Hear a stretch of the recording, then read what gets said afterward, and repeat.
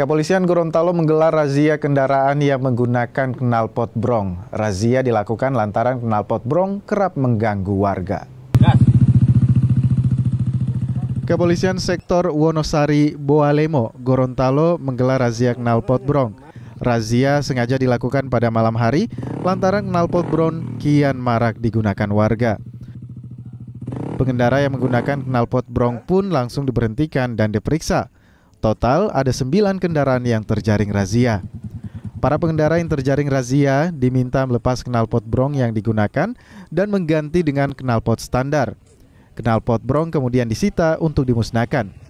Razia knalpot brong ini rutin dilakukan lantaran banyak warga yang terganggu.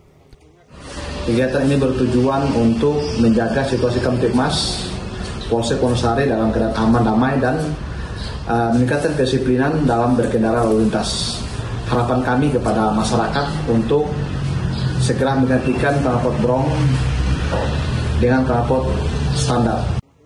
Warga maupun pengendara diimbau tetap menggunakan knalpot standar demi menjaga ketertiban dan kenyamanan masyarakat. Kris Kamisma, Kompas TV, Boalemo, Gorontalo.